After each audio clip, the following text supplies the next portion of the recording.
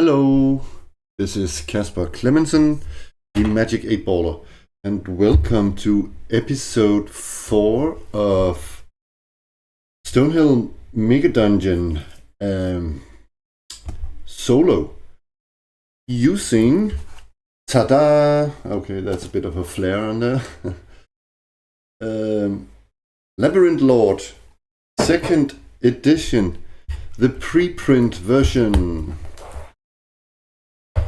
Yeah, so I tried recording this episode earlier today, and I was rambling about playing a game where that seems to be on a halt and a very old, or what it used to be. It used to be a, but still isn't to some extent, a retro clone of basic expert Dungeons and Dragons. But in this 2nd edition, Daniel Proctor tried to make Labyrinth Lord or take it, put more of his own ideas into it instead of making it a clone. It is still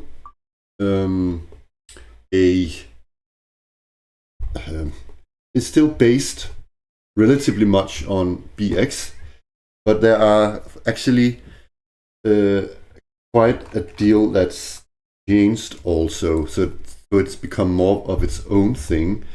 But yeah, the whole rambling talk I had there was about talking about why I liked Labyrinth Lord, and sort of the feeling that you're playing a game that has felt like it's been left behind a bit, but I don't mind that. I'm playing the game because I think it presses all my identification buttons, in that sense that this is a game that speaks to me in every way. The way the rules are made and or thought or written or whatever. Maybe not so much written actually, but more the small changes put into the game from the actual BX. And yeah, that's my kind of game. And also, again, I need to touch down on the illustrations. Sadly, this one here doesn't have the cover of the 1st edition. Also, I should say that this is a PDF I printed at my local print shop, and because it's a preprint PDF, I think Daniel Proctor, or I guess he did not put the illustrations in here in very high resolution, because so yet nobody just sort of stole it because the resolution is really low on the pictures. It doesn't I don't mind that. I love that I'm really happy that I went down to my print shop and got this printed, because last night or some couple of nights ago I looked at, because I was thinking about, it's weird not to have the game physically, and I did not, I still sense wanted the 1st edition as well, but because I enjoyed the 2nd edition also, I wanted a physical version. I couldn't wait for it, and it seems like it has come into a sort of halt. There's at least silent as a grave around Goblinoid Games and Daniel Proctor at the moment. But this is made in 2024, so it's only a year ago, and you can see that he's writing here in the preface that he talks about taking Labyrinth Lord into 2025 and beyond, and what to do about it, and his thoughts upon that, and also a word from the publisher, or the, what is he? Paulie Kidd. He is the with I don't know, actually. Maybe Paulie Kidd also just wrote on it, did some editing. I'm not quite sure. Huh. Anyways, so it's not a dead game. This is a new game, just like any other of the retro clones. I mean, I have here. This is old school essentials, which I also enjoy, but I just enjoy Labyrinth Lord more. There's of course the really nice layout in this book, but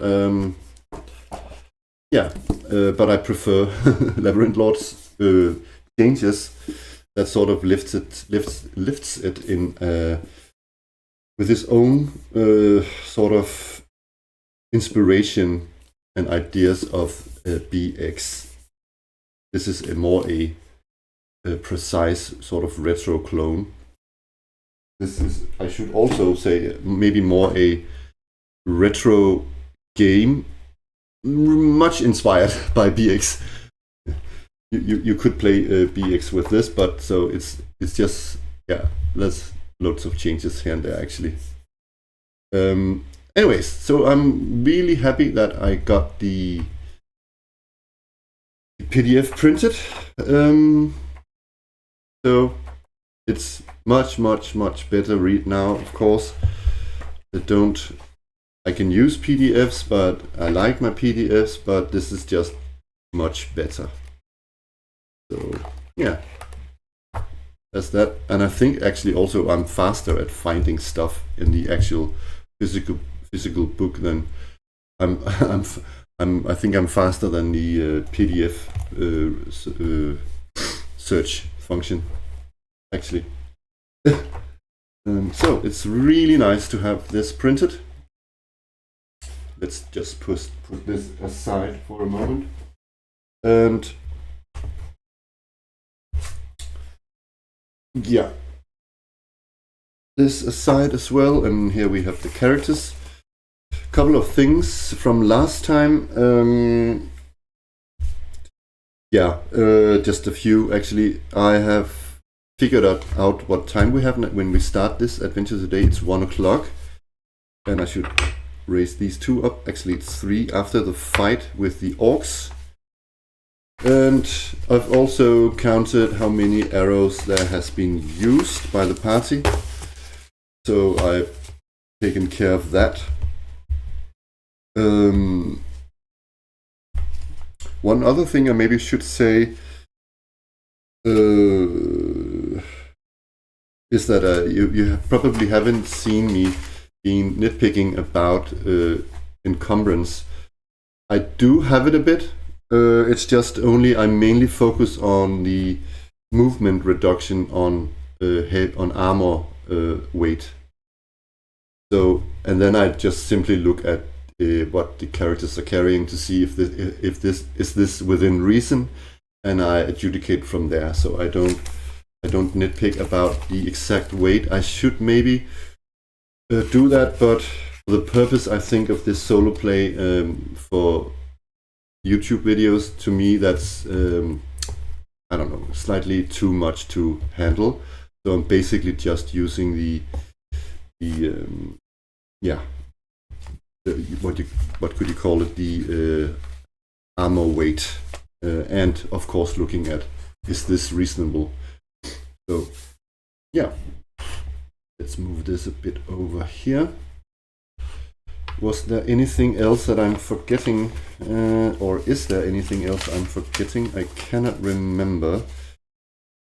Yeah, oh yeah, last time I looked I couldn't find it in the PDF. That's actually a problem with the PDF. Sometimes when I look, I don't know, it's because it's a PDF I can't find it, and I found it instantly in the book. I'm not going to find it now, but one question I was thinking last time, that was when we fought the giant centipedes in the corridor, whether we could see, because our dwarf has deep vision, and whether he could use his deep vision to see the centipedes 70 feet away. But because we use a light source, she couldn't actually see the centipedes, because your visions gets nullified when you are within a light source like a torch or a lantern. I couldn't find that last time. I found it now, so I couldn't have shot them that far away, sadly. Another mistake I think I made. What was that? Yeah, again, I cannot remember. There's probably tons of more mistakes. I will, as I said in a previous video, keep on making mistakes. That is just the nature of the game and my brain. So I can't promise I won't make mistakes. I'm doing my best. So I think there was one more thing actually. Oh yeah, one thing I found in the actual document here, in the printed PDF, is that, and I've never really looked into that before, is that when you, for instance, when let's say you are on level 1 of the dungeon and you find a level 2 or 3, it says you should adjust the number appearing accordingly, but it doesn't say how to adjust the number of monsters encountered, and also says that you should adjust the other way. So if you go deeper, you should put more enemies into it. The way I'm thinking I want to interpret this is that, let's say, let's actually find an entry of a monster. It's easier this way. It's quite weird that it doesn't say how many that there are encountered. Let's find something we can actually meet on level 1. Not a dragon, that's for sure.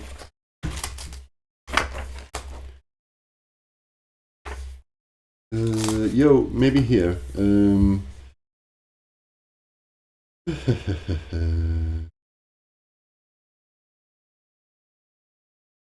Yeah, for instance here, we have a knoll here. There are 1d6 knolls appearing. Hit die 2 monsters normally would appear on level 2 of a dungeon. So what I'm thinking, I'm going to -1 to the roll, and so, but we can't have 0, so minimum 1. That is how I would do this. On number 2 here, I would either think I would add 1 more to the roll here, if it's on level 3, for instance. So that is how I'm going to do it. I can't really figure out if it's too less or too not enough or too much. That is how I'm thinking about doing it, but it's only in the first number account. It's only the first number rolled here in the dungeon or lair. So that's that. That is how I'm going to do it.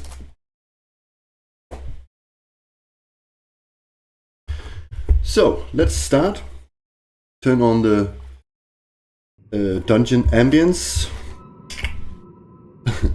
So last time the party ended in this room, chamber I should say, because there are no physical doors, where we ran upon 15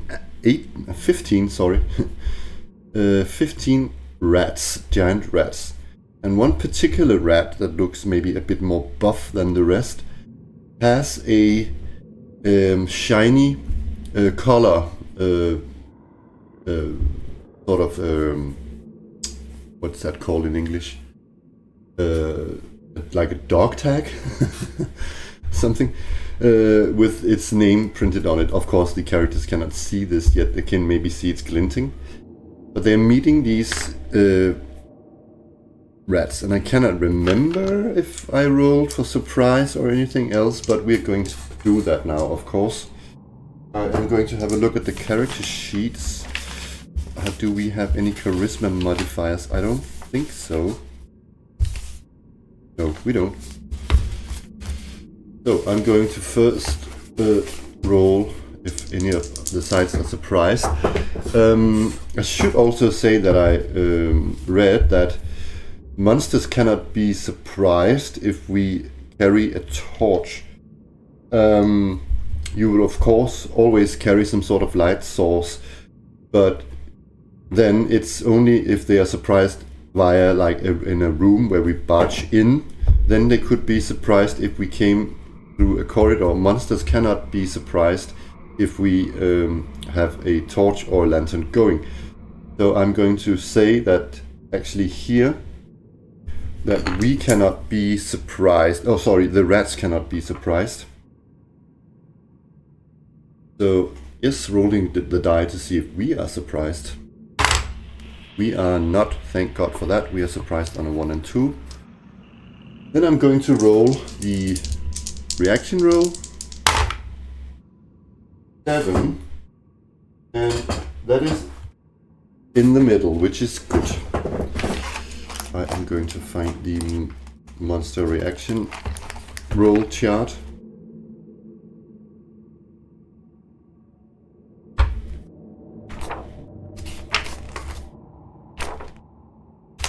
Also can't wait to learn this book. I think I've already soon have, you know, an idea where everything is. So, 7. It's neutral or uncertain. So, let's see here.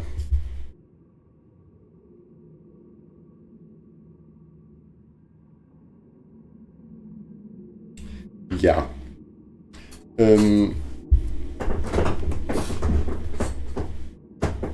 I'm going to say that we're sort of, they are neutral or uncertain, and we're going to take some action, and we're going to see what the action can either be that we walk in through the room or we leave the room, and I'm going to roll to see how they react to that. So there's no immediate reaction. So what are we going to do in here? I don't think there's much anything else. Oh yeah, another nice thing about having it printed with a spiral, with a spiral, is that it can lay 100% flat. Ta-da!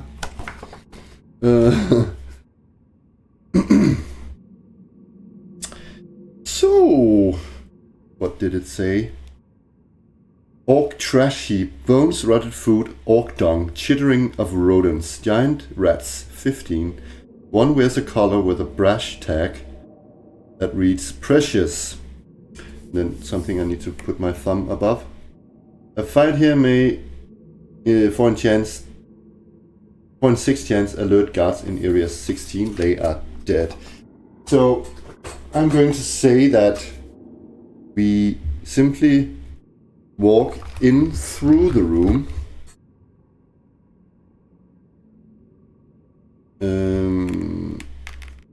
Yeah, and let's see how the rats react to that. We could just drop some breadcrumbs to them or some food. Let's see. Oh, that's the perfect roll actually. Because it's indifferent, uninterested. So these rats are simply uninterested in our movement through the room.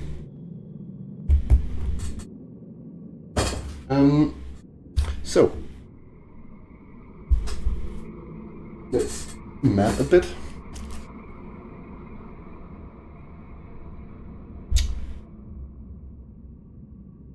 So there's a small corridor that leads out to another corridor. We are sort of here looking, and this corridor continues 20 feet here, and it goes also 20 feet down here.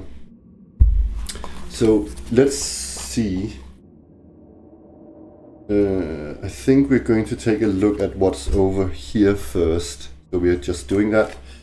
And there's no door here, so it's a chamber. So again, they would be able to see our light source if there's anything in there.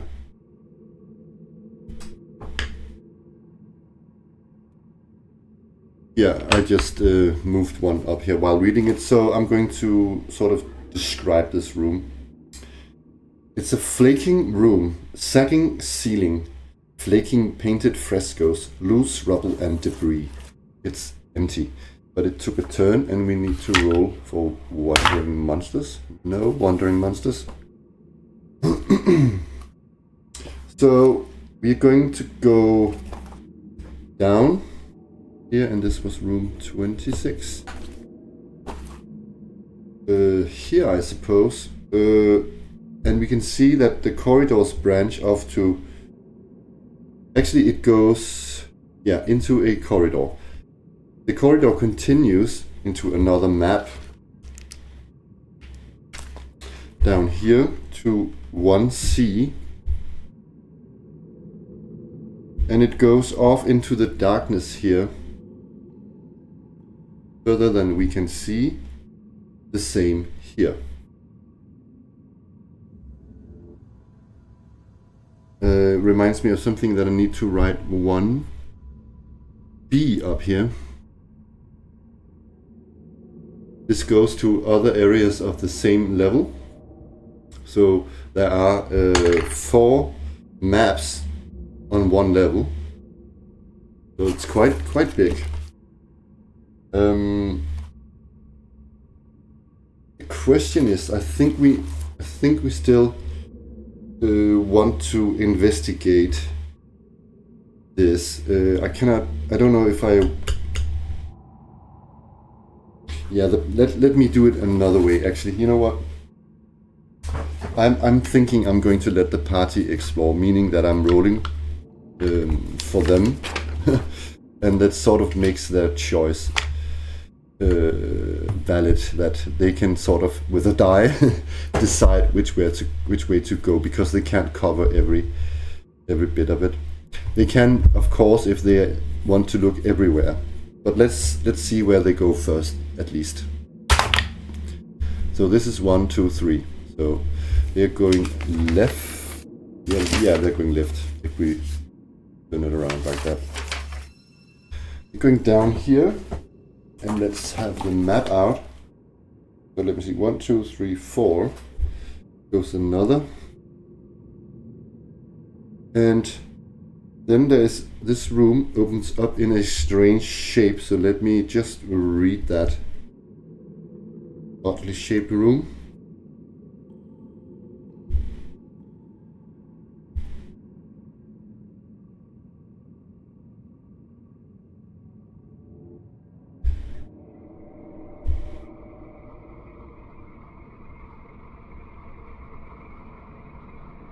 And then it continues over the room again. So this is room number 17. So what I'm going to say is that the party comes down here and they enter a strange room. That's oblong room. There are weird frescoes, 2 statues of armored men pointing towards one another. So, I'm thinking that the party is standing here. So, I can say that there is a... 17, yeah, that there is a trap, an electricity trap, sprung by passing between the statues.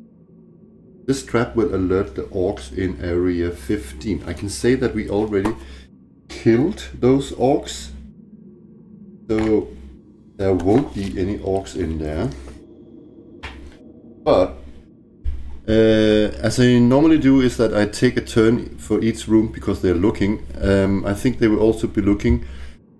I know I don't specify when they look for traps and stuff like that, but what I think I can do from now on is that something as obvious as this, I think, as if I was in a group here, I will definitely look for traps here, because it's sort of really telegraphing that there is something that is dangerous here.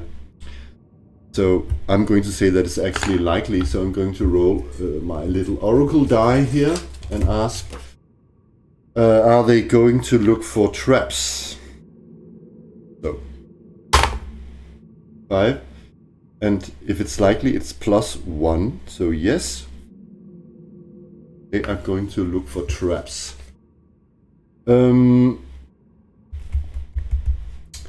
So let's have the character sheets out.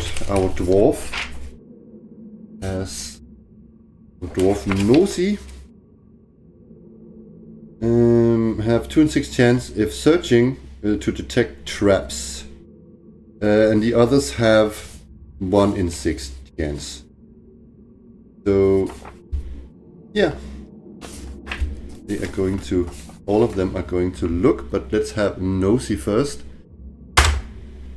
He does not discover the trap.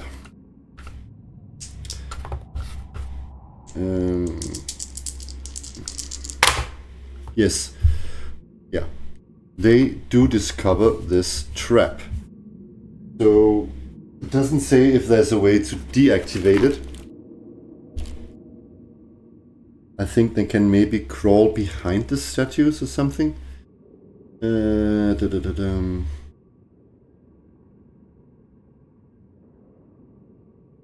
Yeah, I don't know. We can simply see where this trap is getting activated. So we are making we're careful not to step there. So I think this took a turn. I think we're just moving on. Oh, and we have to rest. We're going to rest a bit here. The 6th turn is used on rest. See if we have a wandering monster. Oh dear, we do. Maybe we can use this trap to lure whatever we find in there. We are going on a fresh turn, and that was our number 2. So we have 2 o'clock now. I'm just going to write that in my Labyrinth Lord Google Docs document thingy, that we have 2 o'clock now, and we also have the 16th of March. Yeah, just a small reminder that time also goes in the fantasy world. So what is it that we run upon? We run upon some kobolds. Oh dear.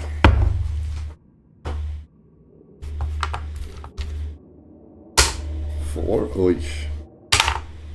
8, 9, 13 kobolds. Okay, the question is, where are they coming from? Are they coming from this side or this side?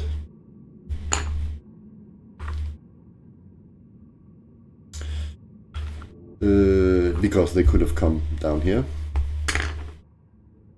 So 1, 2, 3, 4, 5, 6. 4, 5, 6. So it's over here from this way. So let me just map that out a bit. We are looking down there. We can see that this corridor continues into a chamber of sorts. We can just see, let me see, 1, 2, 3, in here into this room a bit. And this was the common room of the orcs. But we already killed those orcs. So they're coming down in here. And let's see how far away they actually are. Okay. They're quite far away. I don't know if we can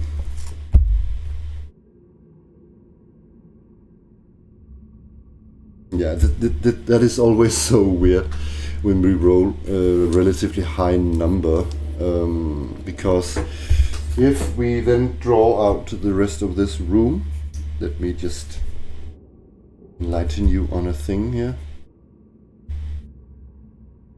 And it goes up here, so they're coming in through a door that is here. We cannot see this yet, but if they're 90 away, so let's 10, 20, 30. Yeah, they actually, I would say,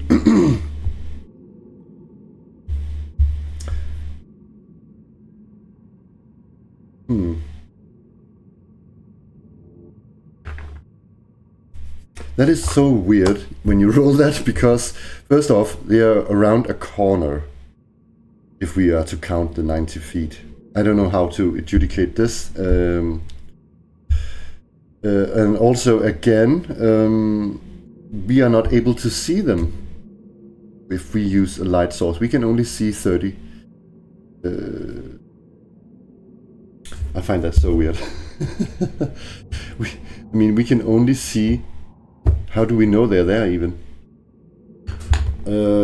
We could also say then in situations like this that they were coming from this side, 90 feet. That's 1, 2, 3, 4, 5, 6, 7, 8, 9. But we still wouldn't be able to see them.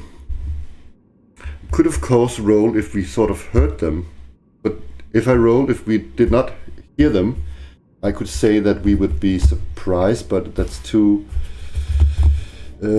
many factors at play at once, I think. So let me just say that they are coming in here by this way and we sort of hear them. But I'm going to say that they can be surprised because they are around a corner. So I'm just judging that right now. So, is any side surprised? Nope. In reaction roll? Okay. 7, so...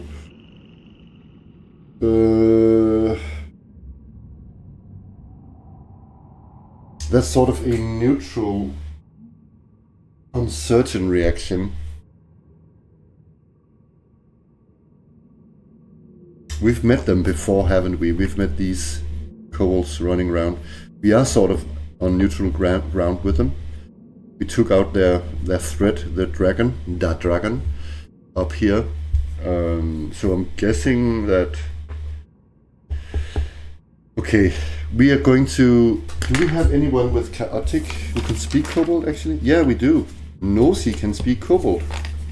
So, Nosy is going to propose that we leave each other be and say go with peace, and we will not interfere with yours and you shall not interfere with our business, and we are just here on a visit.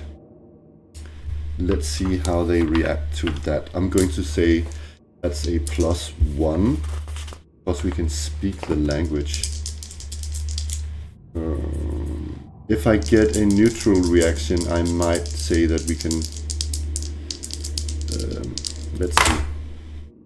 Oh, they're not quite sure about that. Unfriendly may attack. Okay. Nosy, you're not the best diplomat.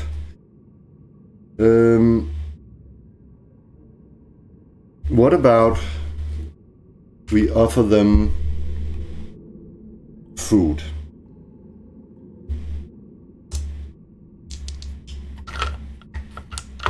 Let's say that. We offer them some food. A couple of rations. I'm going to say that it's... I'm going to say it's put -1 to this roll. Because, yeah. They're quite... They might attack. 8. So, you know what? That's still within neutral or uncertain. I'm not sure how many times to roll for this, but I'm thinking that we offer them this, and they're kind of like, yeah, they're actually uncertain. You know what we're doing? They don't want to get close to us. We're going to leave the food on the ground, and then we are sort of making room for them to pass on by. I'm thinking that was going to happen here. So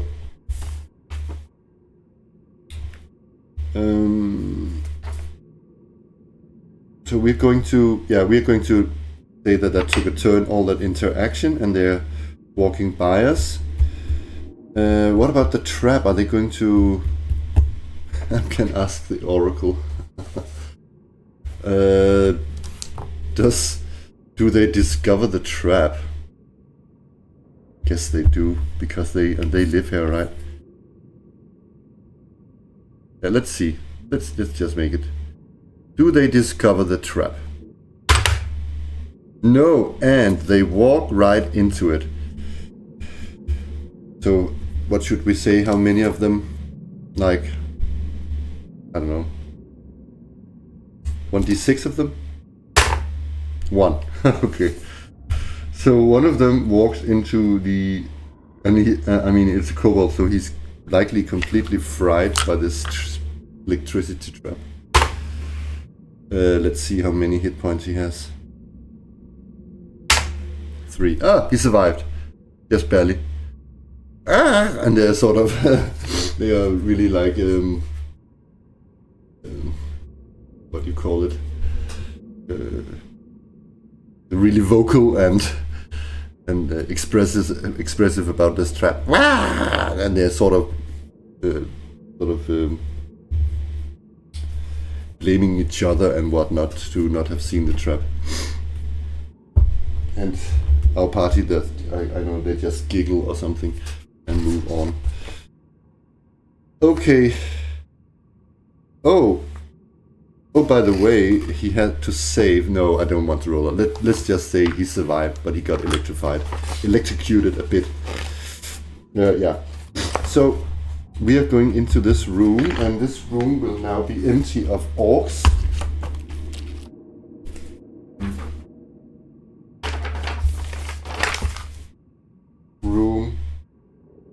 Room 15. Just moving the microphone a bit closer. I've noticed that my voice sounds a bit roomy on the last recordings. So is there anything else? There were 6 orcs in here. They're now dead, or 1 fled actually. Drinking and maintaining weapons. 2 have short bows each. We could roll, because we've been here. No, we haven't actually been here before, but we could roll to see if anything else moved into the room actually. I think we need to do that. It's some time ago. So we're going to roll on the dungeon restock table.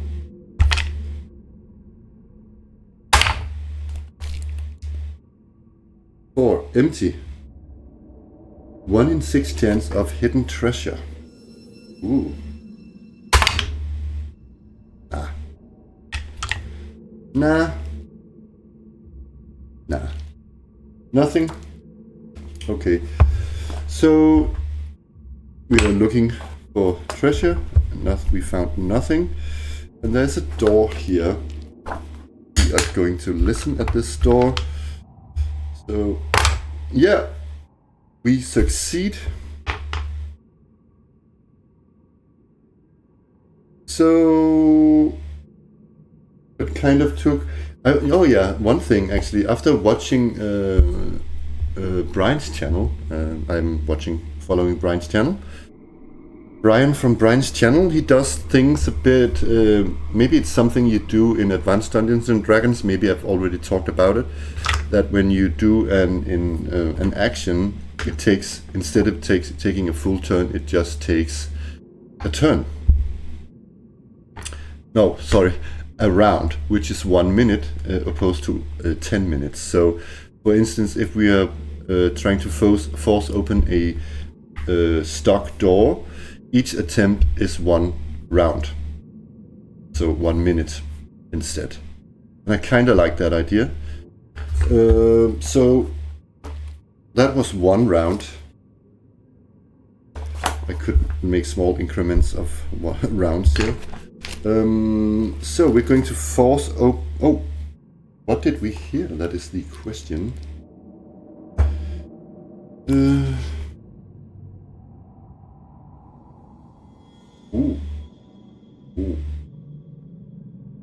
I think maybe... You know, I can say that this is the Orc Captain's quarters. And the Orc Captain is in there. But I'm going to ask the Oracle if he is making some sort of noise or snoring or something. Is he making noise that is audible? Yes. So I'm going to say that he is snoring. The party does not know this, of course, and they try to force open this door. So let's just see. Let's have Nosy do this. She has the highest chance. No. Then I'm going to say that there's a 2 in 6 chance that he wakes up. Did not. So let's try again with one of the other characters. So that was 1 more round. Nope. Yeah, he wakes up. So come on, guys. We have... Let's try a couple of times. Let's have Nosy try again. Yeah, she succeeds, but the guard captain of the orcs is awake now, so he's ready. He cannot be surprised.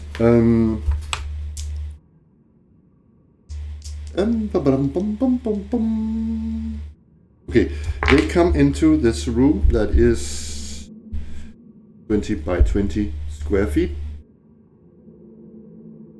And it is room 14. So, Orc Captain's room, scavenged furniture, skulls of victims. Orc Captain's 2 hit die. He has a sack of 100 gold pieces, gold armband, 50 gold. Ooh, and a battle axe +1. Whoa. Whoa. Okay, so they barge in. He already heard them. He got a couple of minutes to get his battle axe out, and I'm going to draw the room. So, party barged in.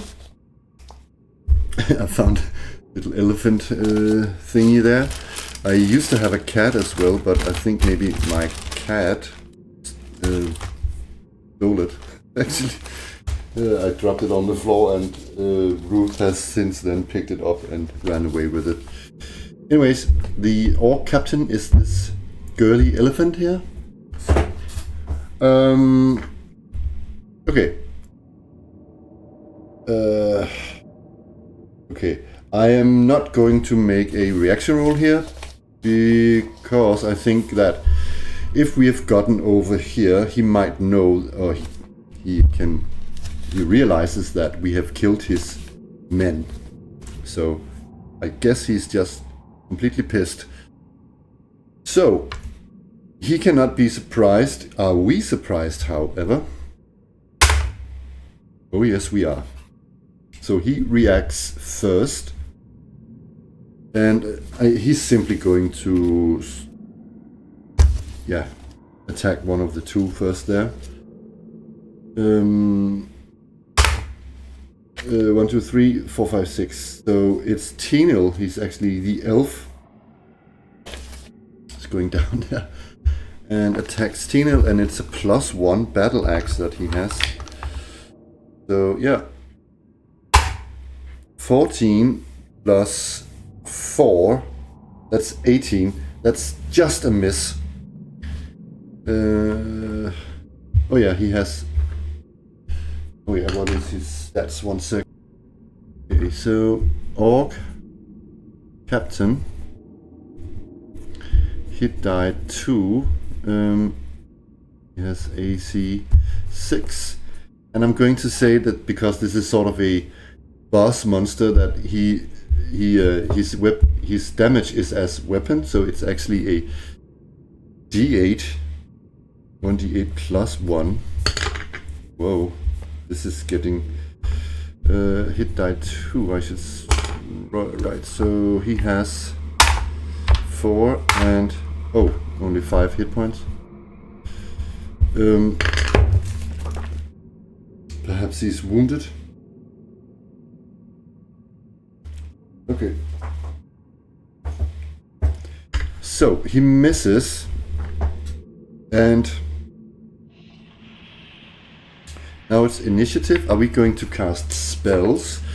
One thing I forgot last time is also to say which spell that Ulrich has prepared. But I'm going to say, of course, that it's Cure Light Wounds.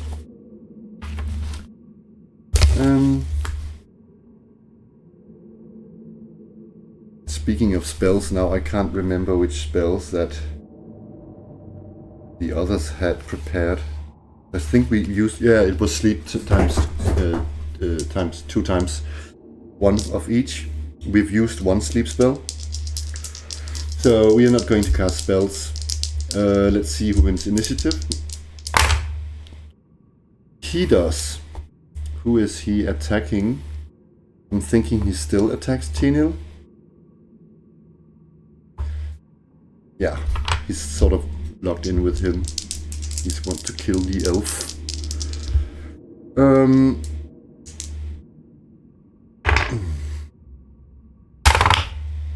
He misses. So now it's Teniel. Who also misses. Let's have Nosy. She misses as well. What I'm going to have, I think I'm going to have, let's see, both Bess and Ulrich come in and help. So Bess is walking in through. Going to, I don't think there's any flanking rules in here, but I don't know, let's just say there's not, because I don't think there is. Misses, and Ulrich, brother Ulrich, is going through his friends here.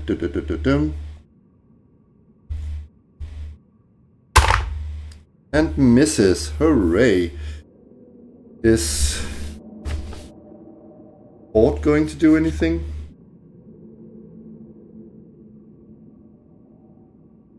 No. Ort is just holding the door. Okay. New round. Are we going to cast spells? No, we are not. Who wins initiative? We do. So Teniel, come on. 13 plus 6, that's 19. That's a hit. So he has 1d8 plus 2 damage. That's 7 damage, and it kills the Orc Captain. Hooah! He impales him through his stomach and pulls out the sword again. And the Orc Captain is dead. So,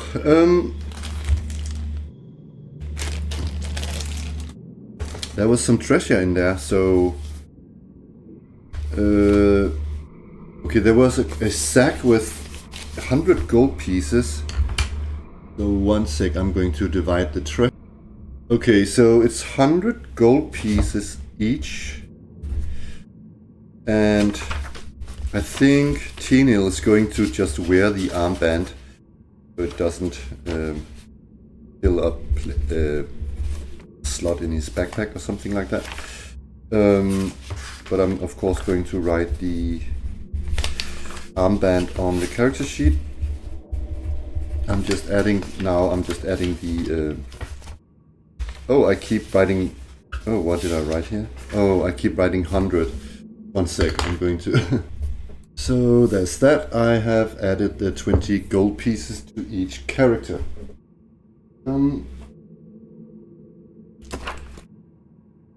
Was there anything else in here? Gold arm. Oh yeah, the battle axe. Ooh. So the battle axe. Nosy is going to grab it and look at the others, and say, "I never find anything, guys." He's self-pitying, and he just like sort of, I don't know, changes expression. But now I get something, and then she grabs the battle axe. That's an overwhelming lot of damage she can do with this battle axe. So it's 1d8 plus 3. They might realize that it's magic, but they will definitely going to discover that in battle.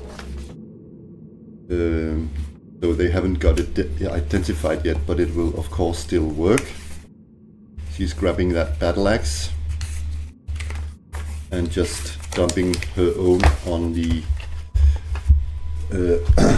orc captain's bed.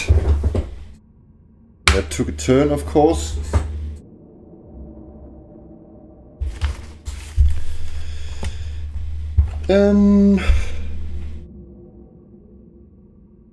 Guess they're just walking back out all the way down here. Down here, let's say that took a turn, sort of, all in all.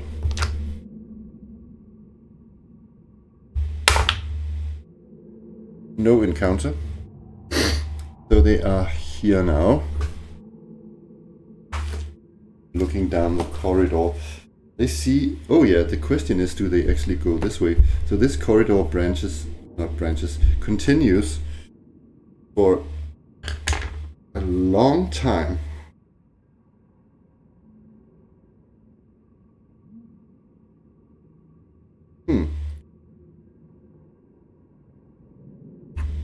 What is actually here? 1C, let's see. 1C.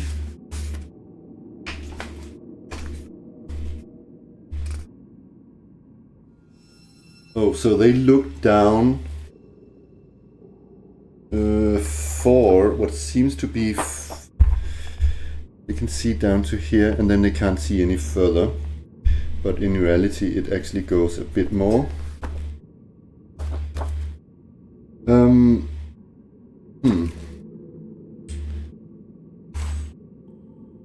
What do they do?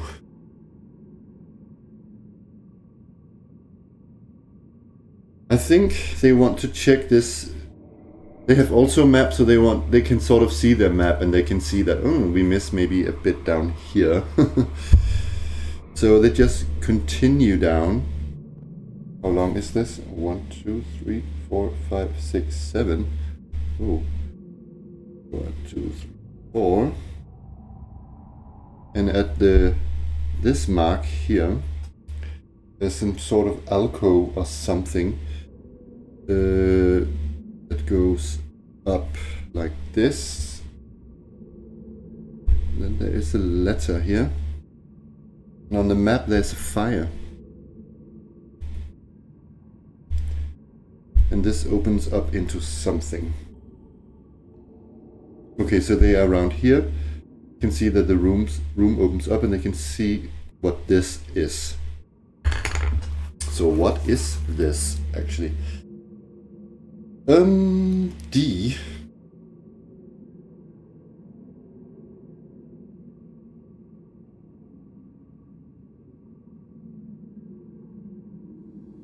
Oh. 1 sec.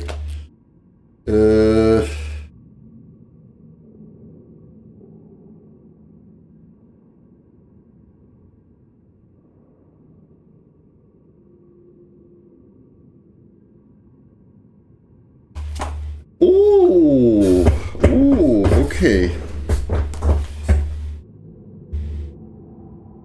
I have no idea why there's a fire there. It looks like a fire. I'm going to check the map. This is getting interesting. So, what they see in this sort of almost little corridor alcove here is that they see on the wall down here, there is a glyph, a glowing glyph. Where are my glasses? I just had them. I swear I just had them. Where the heck are they?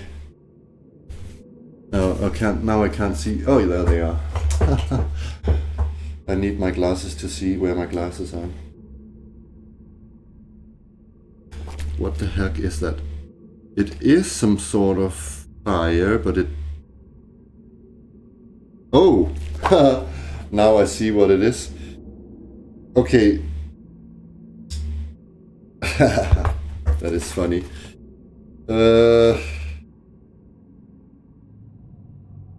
Okay.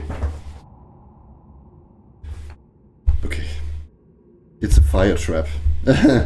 So, okay, they're looking and seeing this glowing glyph. And this looked kind of suspicious, right? I think if I was a player here, I would look for traps. So, but I'm going to say that it's likely, and I'm going to roll the dice to see if they do. Do they look for traps? No. But I rolled no, but they are careful. I don't know how, I don't know, but okay, they're not looking for traps. So they're trying to go over to investigate this glyph. Who is going to do that?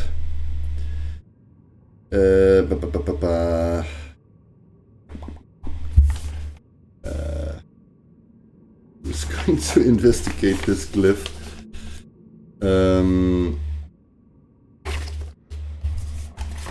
Oh dear God, not Ord, he will get fried. So what about either Nosy or Best? Nosy is, I would say Nosy or Tinil, that's sort of the front guys, right? So let me just see. So a trap springs on a 1 and 2. It doesn't necessarily spring. So they're looking at the glyph, but does the fire trap spring? And I'm going to say, first I'm going to roll whether it's Tinil or whether it's Nosy. 1, 2, 3, it's Tinil. 4, 5, 6, it's Nosy. It's Tinil. He has already lost a hit point. Does the trap spring? Does not. Phew. So Nosy and Tinil are saying it looks like a glyph of some sort. I'm going to ask the Oracle if they touch the glyph. And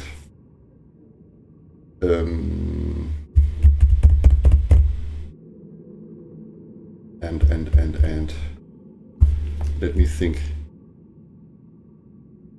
I'm going to say it's very likely, so it's +2.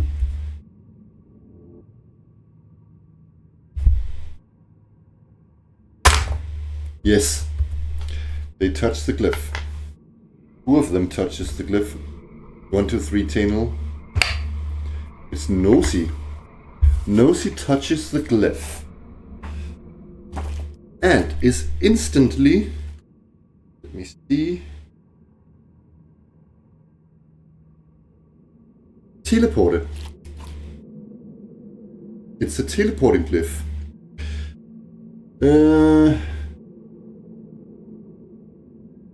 The others see this, of course, and oh my God, what is going on?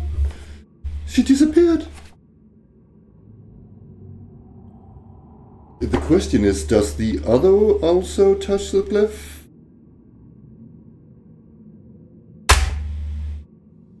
I think it's likely, so it's yes, but I don't know. I'm just going to say yes and no, not no, Oh, and here. So they are going to touch the glyph as well.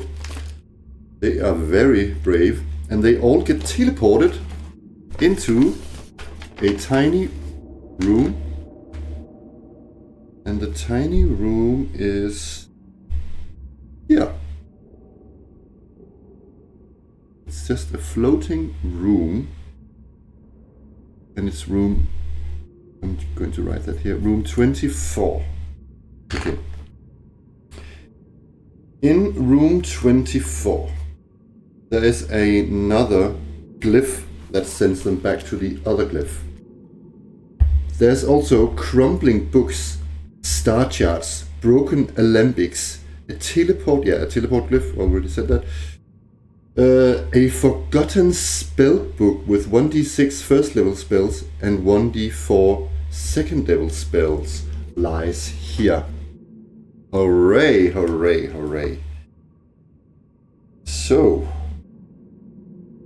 okay. Let's see how many first level spells there are in this book. Oh, 6.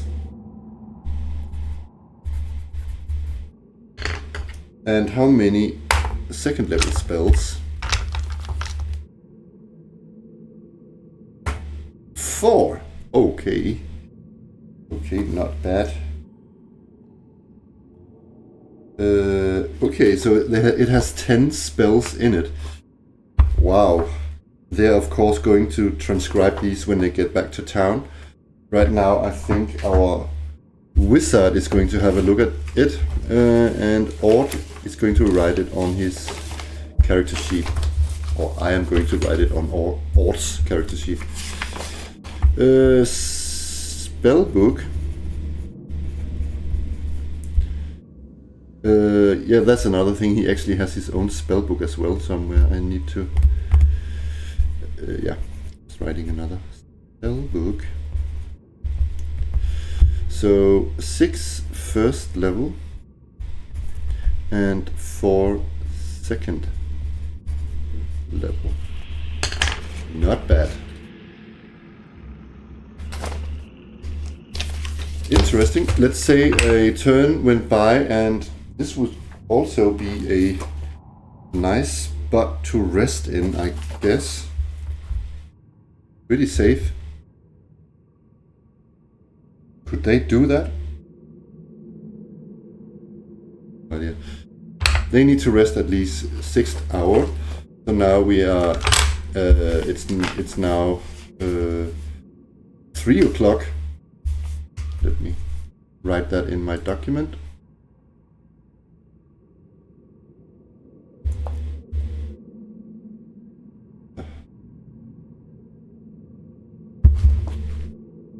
So they can continue a couple of hours more. Okay. They are going to, after resting, they're going to press the glyph again and they reappear here. I guess, oh, you know what? Forgot that. I guess I need to roll for every one to see if the trap springs right. That's 5 times. Okay, the marching order is Tinil, Nosy, Ord. No. Tinil, Nosy, Bess, Brother Ulrich, and Ord.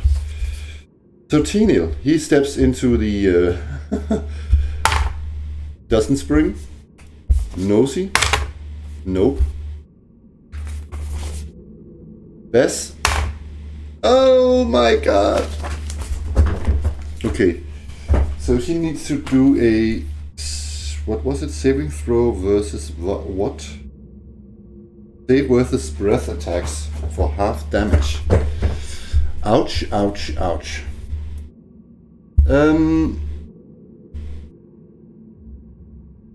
It was Bess, right? So,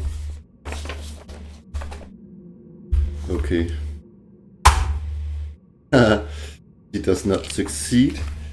So it's a D D8. Oh my god.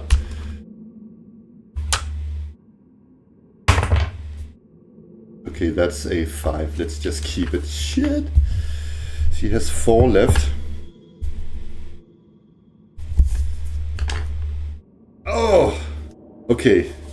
I guess now they see it, so Ulrich and Alt are like, ah!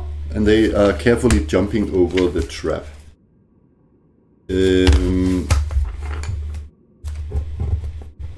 Okay. So, and then Ulrich says to Bess, I can heal you, my friend. So I am just put your burnt feet here and I will cure them or heal them. Yeah, so all her hairs on her feet are sort of like burnt away. Okay, so she heals, or Ulrich heals Bess's wounds. Oh crap, it's just 2. That's better than nothing, I guess. 6 out of 9.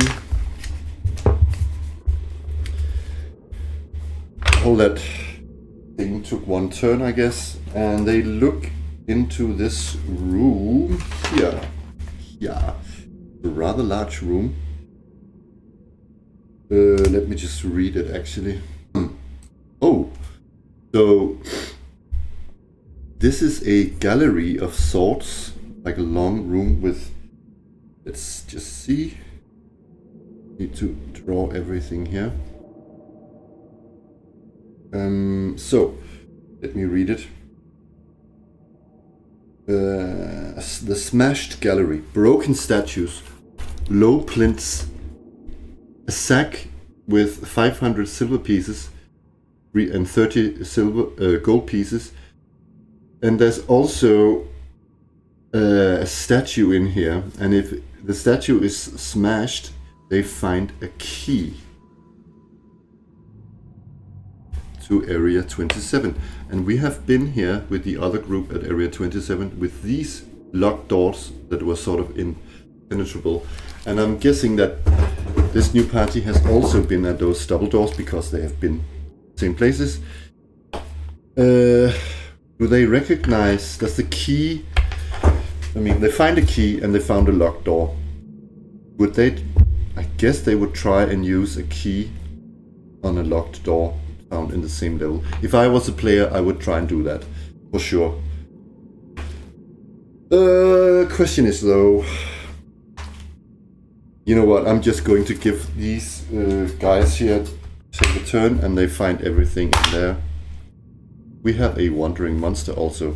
So while they're gathering up this treasure, a wandering monster appears, and it is giant rats.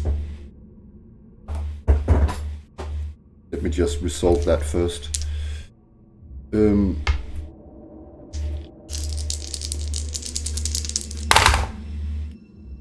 So 7 giant rats.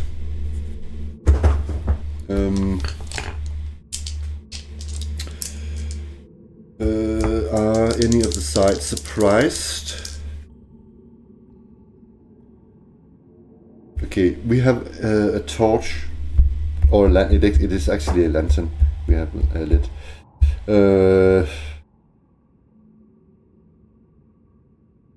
You know what? I'm going to say that when you use a lantern, the light is, I don't know, depending on which way they light it. I don't know, like, you know, like a bullseye lantern.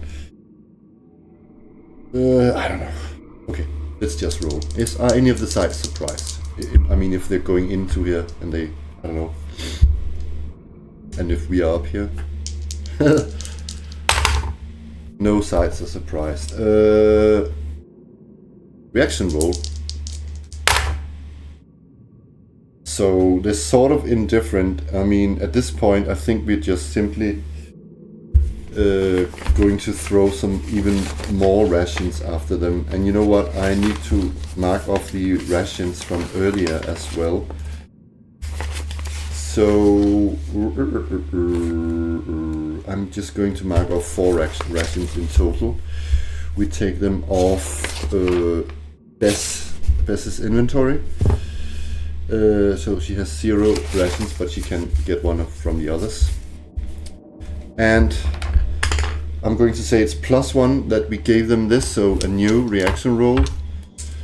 Here, take our old food.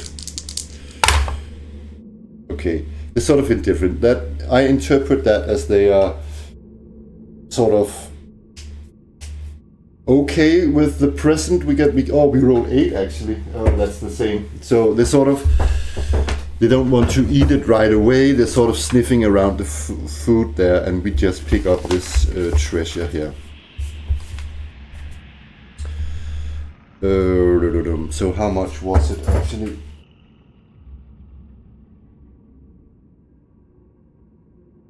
Uh, 500 silver pieces, so that's 100 silver pieces each. And 30, let me just calculate that. And so it's 6 gold pieces also each. Just noting it quickly now.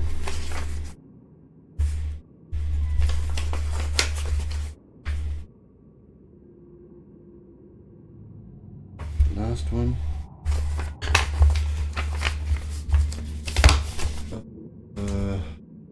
You know what, I'm going to mark also that it's a magic weapon that Nosy got up here. +1.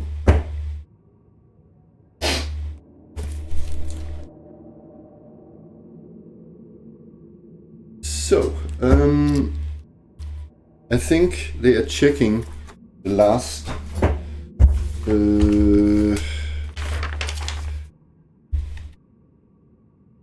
they're looking at the map, and they can see that there could be something up here because it's missing on the map, and they get the gist of this, that this is the design. They can see that they need this last bit. So they're looking down here, and they find some stairs. So it goes down, and then there's a plateau here, sort of, or landing, and it goes to the right down here. So this is to 2A down.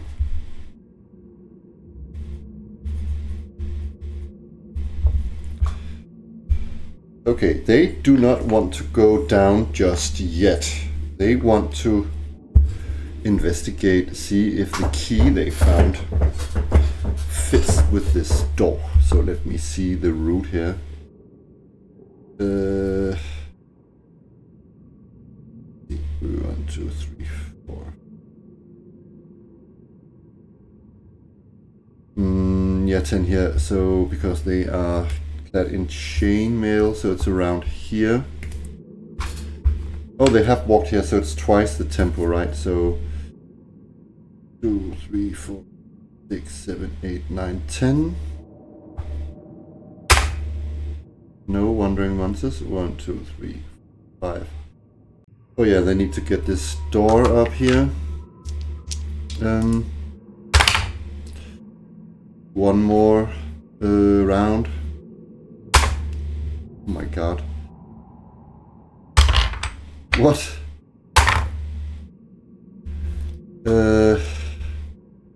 Yeah, so that's half a turn. 1, 2, 3.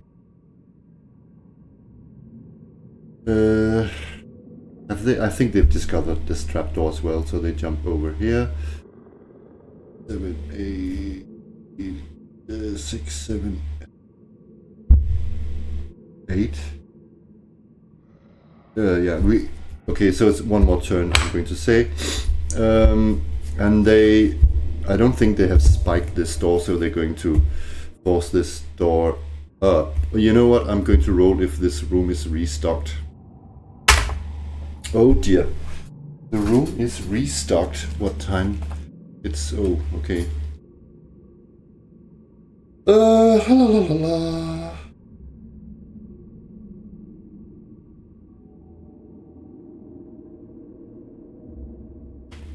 Yeah, there's a monster in there.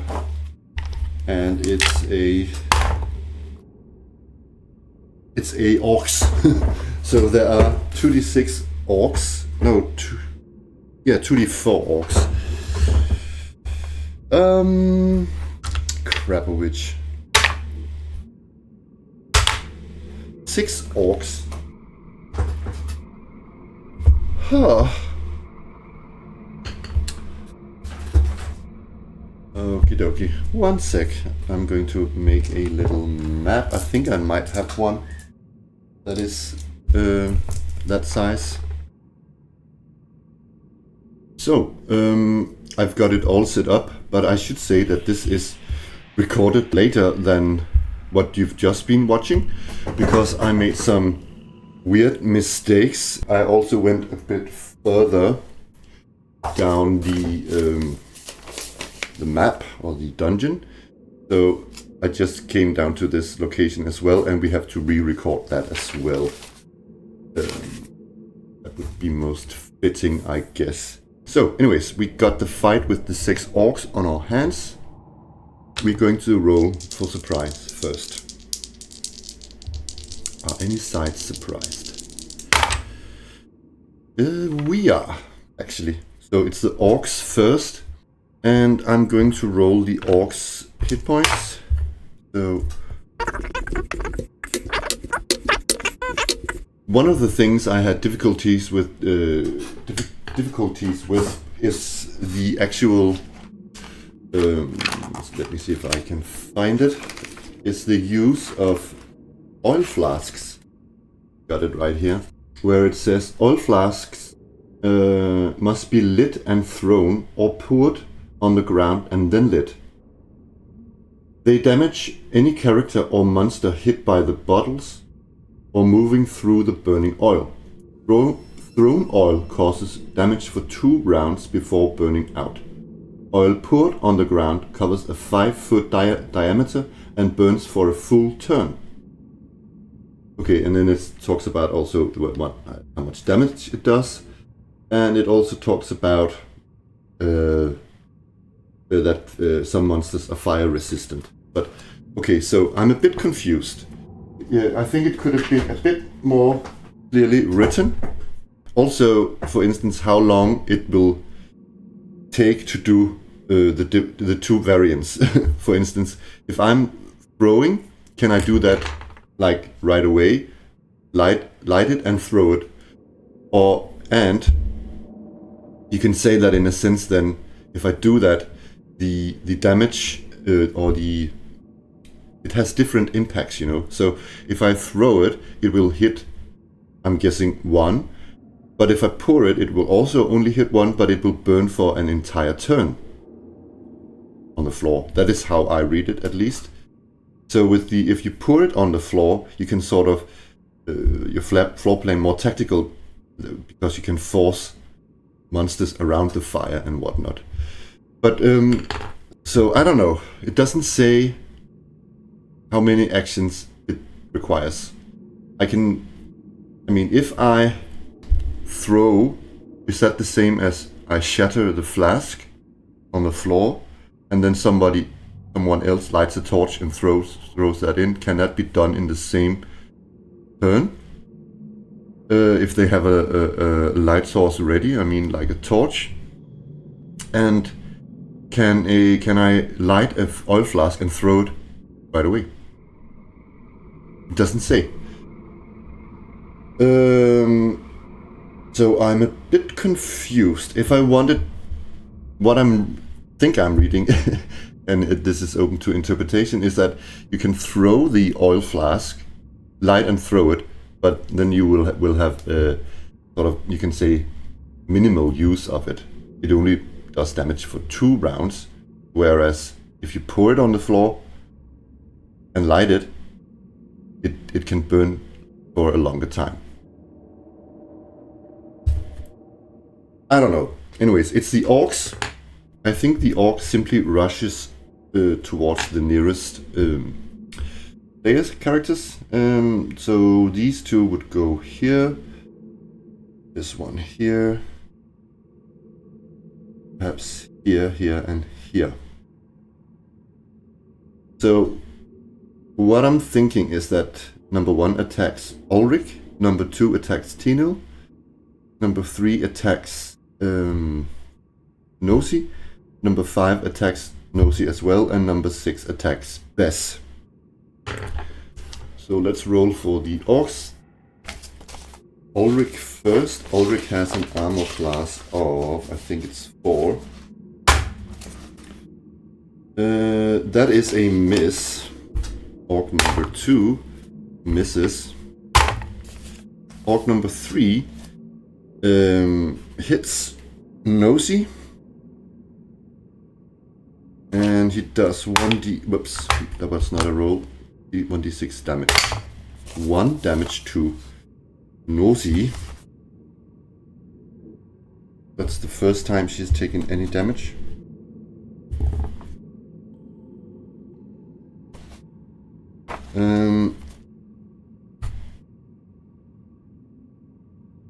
Next orc attacks. Yeah, okay, I guess next orc also attacks Nosy. Misses. Orc number 5 misses. And orc number 6 misses Bess. So, now it's the... Oh yeah, I forgot to ask if anybody wanted to cast spells. We don't. So, let's take it from the top. It's Brother Ulrich. It hits orc number 1. And they have AC 6.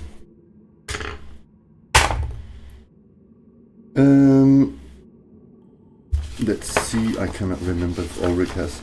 I think he has a bonus. Yeah. 10 plus... No, that's a miss.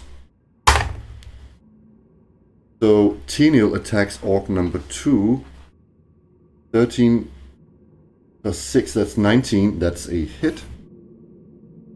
And he has his magical sword. 2 plus 2 is 4. Orc number 2 is dead. And... Oh, let's see here. He has 2 hit points. And...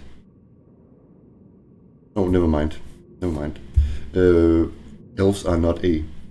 In my little house rule about the cleave damage, are not fighters, so he is simply dead.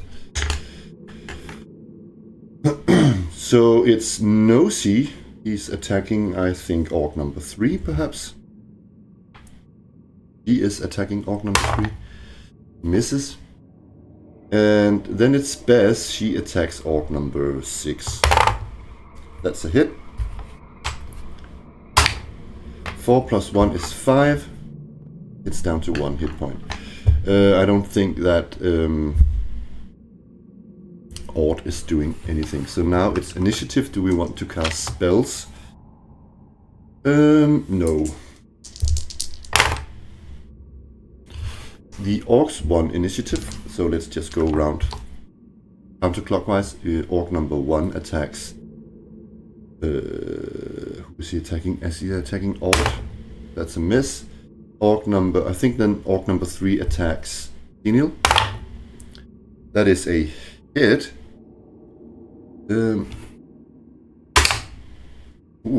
Teniel takes 4 damage. He is down to 4 hit points. Then it's orc number 4 attacks Nosy. That's a hit. 1 damage again to Nosy. She is down to 9. Orc number 5 attacks Nosy. That's a miss. Orc number 6 attacks Bess. That's a hit. Whoops. Oi. Bess goes down to 0. Ouch, ouch, ouch, ouch. Okay. In my rules, in my house rules, they are not necessarily dead at 0. They just pass out, but I still have to do a saving throw versus death. And luckily, but let's not be too...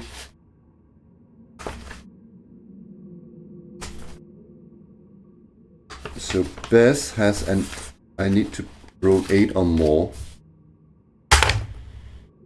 Oh, thank God. She's just passed out. I'm going to flip her over.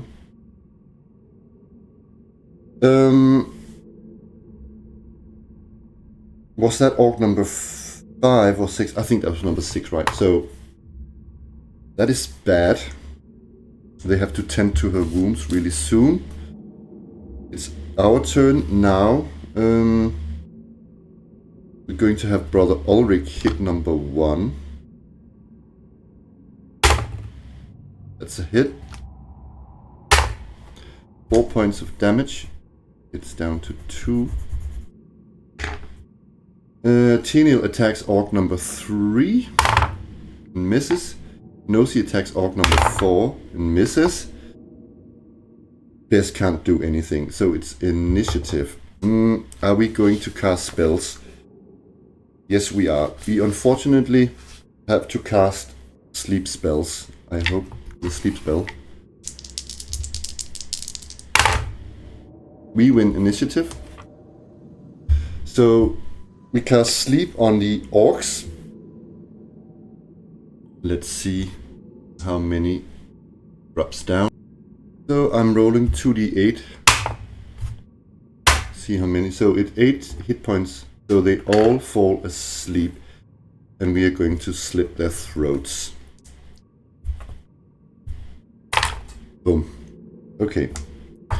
So I'm just going to say we spent a turn stabilizing the patient of Bess, and I don't have any rules for how this is done. It's just something. I don't have any specific rules for that. This is just that they can stabilize sort of the fallen, passed out adventurer. So what I'm thinking is that we simply give Bess 1 hit point. Let's see. Where is Bess?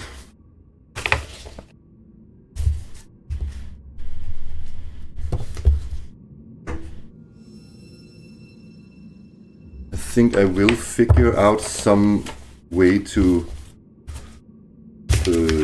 for instance, like she needs support and they walk slower, and maybe she can't participate in fights. Really, let's look into that later. I will have to look into that. Anyways, we're done with the fight. The orcs might carry, like, I think typically the orcs in here are carrying 3d6 silver pieces. So let's just say it's an average of this. So it's 8 times 6. So a total of 48 divided by 5. Yeah, so that's sort of 9 silver pieces each. Do we even want to bother about that? I'm just going to write it up here and then calculate it later. So it is 48 silver pieces. I've just noted that. So the party is quite injured. Oh, and by the way, this room, wasn't this the room with the voice? Yeah, it's quite intense fight because there's this voice that keeps warning the players that if they stay in this room, their bones will rest there for all eternity or something like that. But nothing really happens. It's just a trick. So, okay. I think they're going over here. Let's have the map out.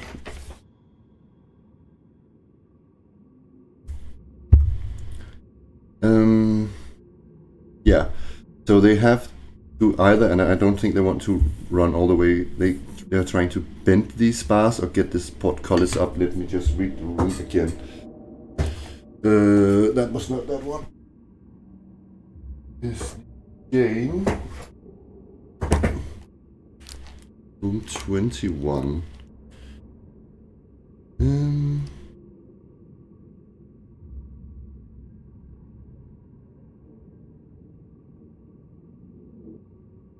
Portcullis. It doesn't really say. It says something here. Lowered portcullis is rusted and shut. A successful open doors take -1. Penalty is needed to lift it. Okay. So we're trying to do that. Nosy steps up. And again, the new way I'm doing this is it takes a round instead of a turn. So that was 1 round, 2 rounds, 3. On round 3, we get it up. I don't think it makes that much noise because we're just trying to sort of lift it and heave. So we come in here and walk up here. This room, what was that again? I think it had a pool of something.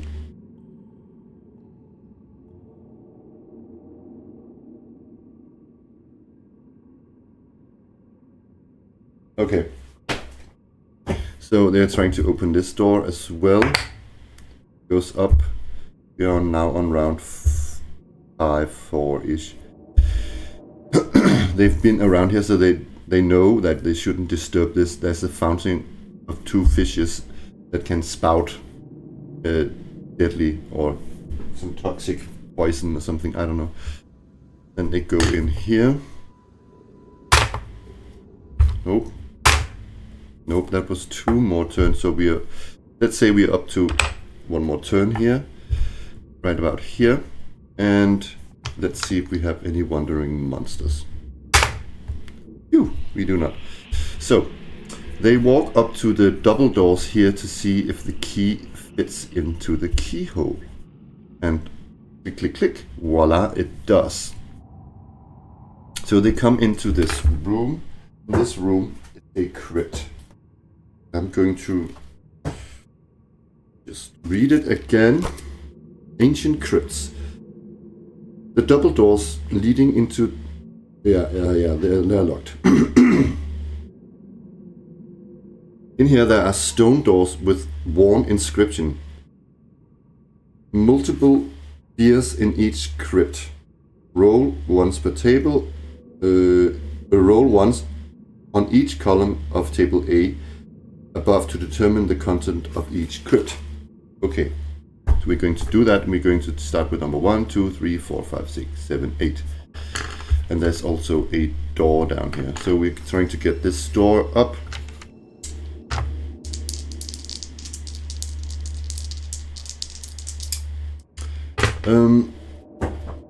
One thing I was thinking about, it just occurred to me. I think it's in white box rules. There is a rule where you can band-aid or bandage, or when you rest, you get 1d3 hit points back. Let me see if I can find it. Actually, maybe I should just take that rule. Yeah, so I already incorporated this rule here of reaching 0 or lower hit points. Is that you can get minus up to your level, meaning that if a level 1 character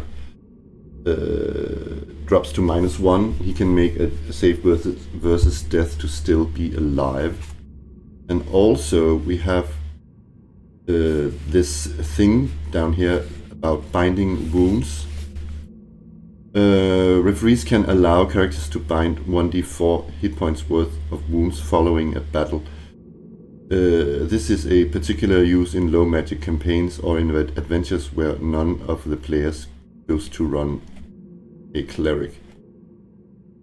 Note that characters can only recover HP lost during this particular battle. Recovered hit points cannot cause a character to have more hit points than normal, obviously. I don't know, I'm thinking not 1d4, I'm thinking 1d3 hit points. So I think I will actually roll. I think I will take this bandage thing. On the other hand, I'm thinking that bandage can be either a thing that they can carry with them, bandages, or it's simply some sort of fabric or something they get off something else to bind the wound. I think I want to incorporate that actually, so let's roll. So he was at 0, so that's 3. Let's get... I know this is a bit helping the characters a bit, but I kinda actually like that idea, but I think that 1d4 hit points might be over the top.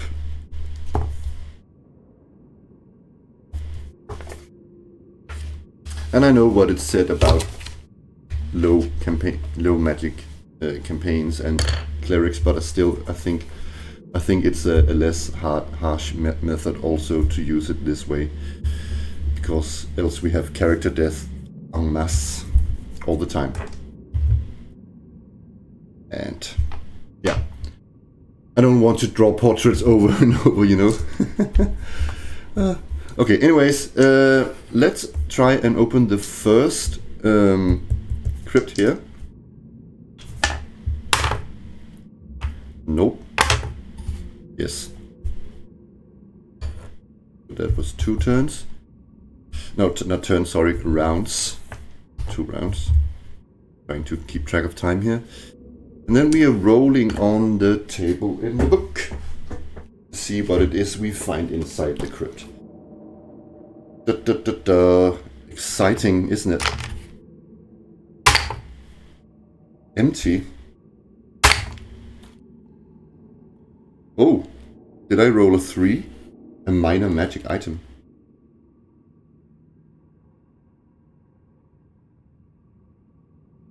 Ooh. Ooh. Minor magic item. When I said empty, I meant there was no monsters. Minor magic item. Let's get the book up. The treasure page.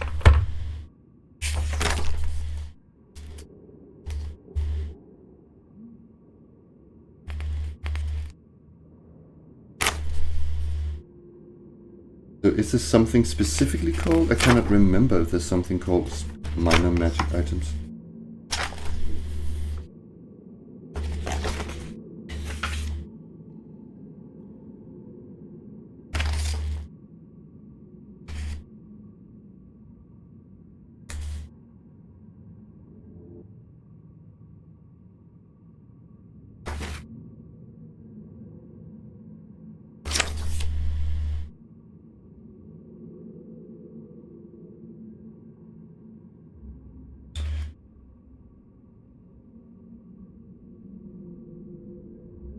I don't know. Let's roll on just on the random, and then if we are rolling a +3 armor, we are obviously not finding a +3 armor. So I'm going to roll on this table.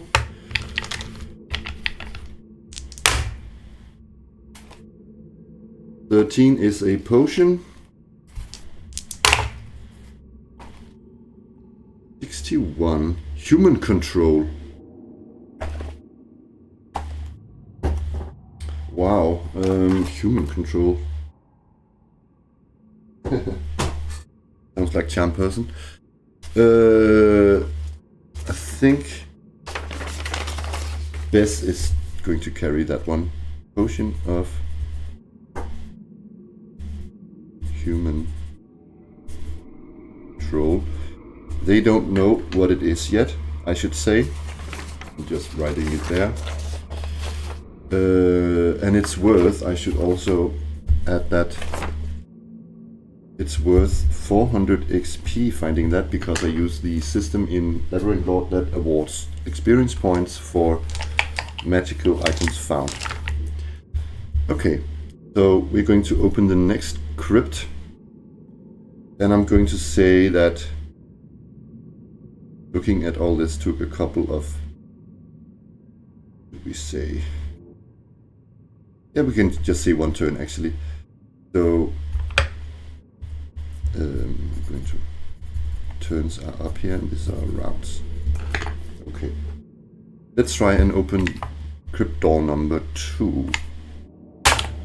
Nope. Reroll that. Yes. So, okay. What do we find in here?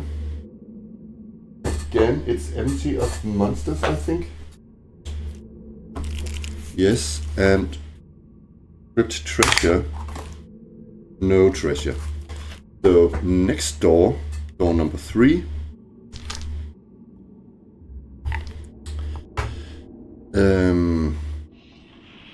Door number 3. Let's see. Yes. And what is in here? Giant rats, 2d6. And no treasure. 2d6 giant rats. We open up the crypt door and giant rats appear. Any side surprised? The rats are surprised. Let's make a reaction roll as well. 6. Isn't that within the... Yeah, it's 6 to 8. So they're kind of...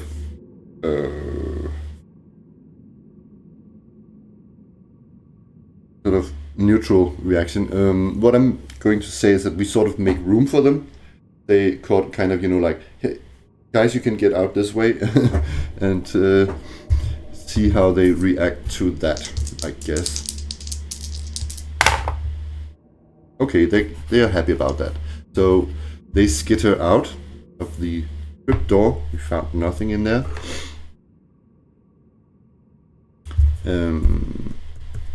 Going to open. Yeah, that interaction took what? 1 minute. So let's try and open the next crypt door. Nope. Nope. So that is, let me see, that is 5, 9. Yeah, 9. And nope. Yeah, we had to rest here on this.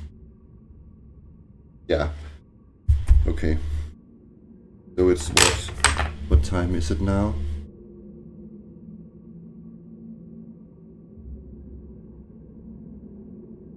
It's 4 now.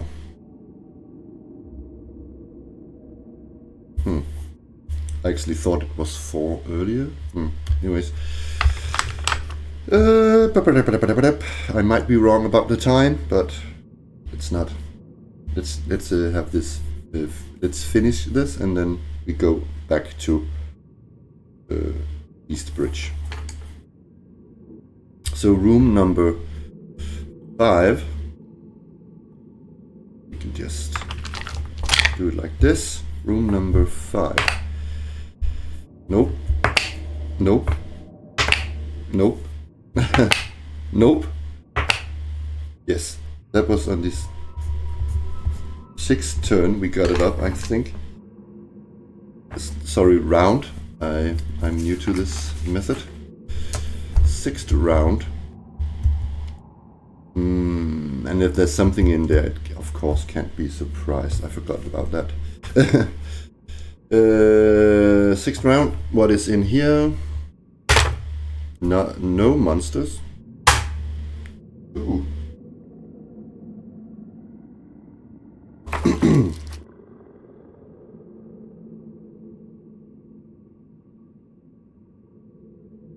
Okay, 1d4 times 100 random type of coins. How do I... What do I do? Copper, silver, gold. How many coinage do we actually have in this? Shit. Yeah, we actually have the... Where did it go? Copper pieces, silver pieces, electrum pieces, gold pieces, and platinum pieces. So 5. I guess that is a roll of a 10-sided divided by 2 then. 2. So it's silver pieces. Oh dear. What did I say I had to roll? 1d4 times 100. Let's see. 200 silver pieces. Add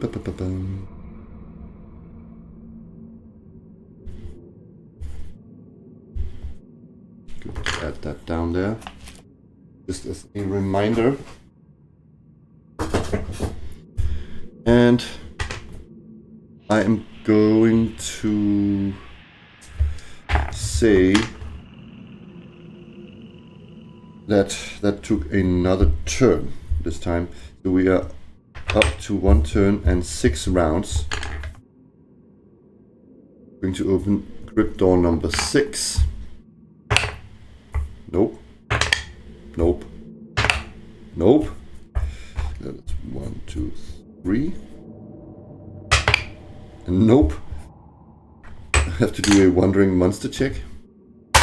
No wandering monster. So, yes. So, we are...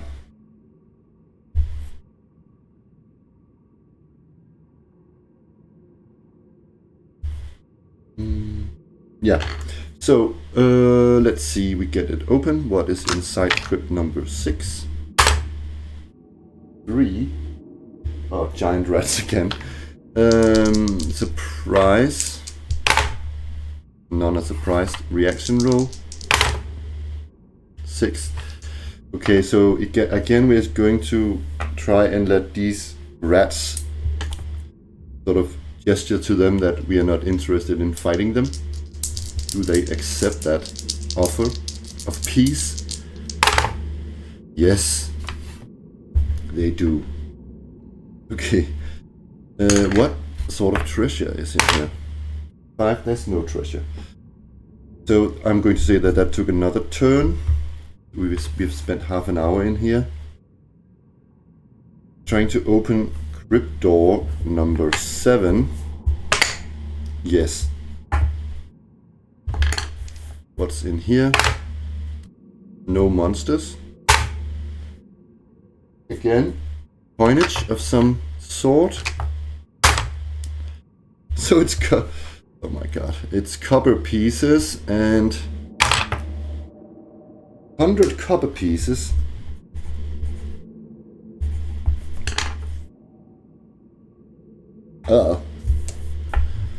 That's horribly bad. So I think I'm going to say that took a turn as well. So last crypt door number 8. Going to get crypt door number 8 up. No. Yes. So what is in here? Oh dear. Zombies. 1d4 zombies. 3.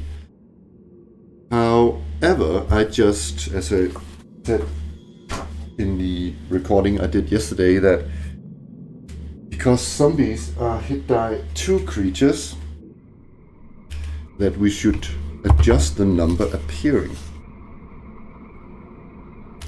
It doesn't say how you should do it specifically, but what I'm going to say it's -1. So it's 2 zombies. Let's get the zombies up.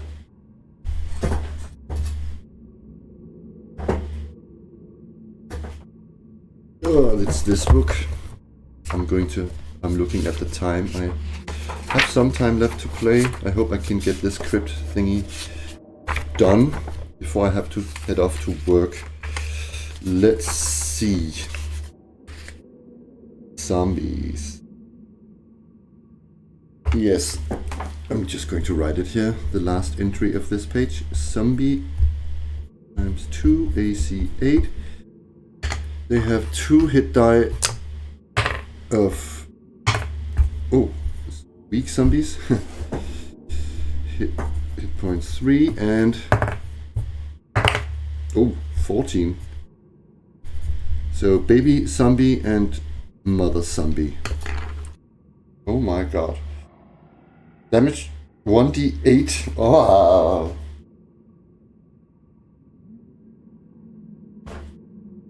I cannot remember. Isn't there something called zombie rot?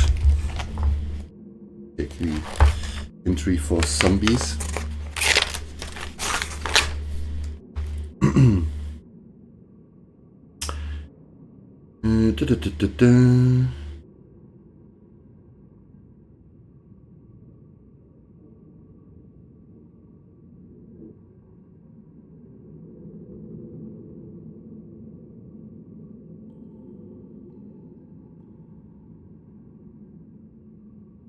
Okay, it doesn't say actually.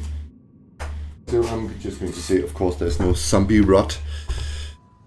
As we try to open, they cannot be surprised. Are we surprised, however? No.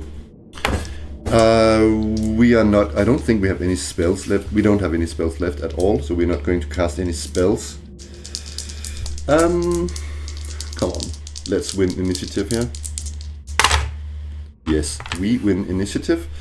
And this is just going to be Theater of the Mind. Let's have...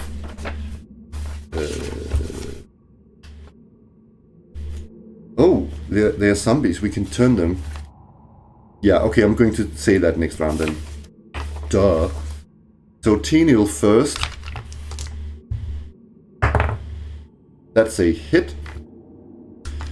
And she's doing 1d8 plus 2 damage. I forgot to say which one. I'm going to help myself out and say it was this zombie here. He is now down to 4. That was whacking 8. Sorry, 10 points of damage. Now it's Nosy.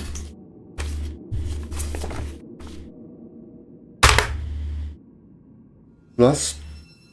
oh, that's actually plus 3, I should remember. Because she has a magic battle axe. So that's clearly a hit. 1d8 plus 3, right? That's insane. She kills the other. No, I did not say. Let's roll. 1, 2, 3. It's a top one. It's a top one. She annihilates this, and she did how much damage?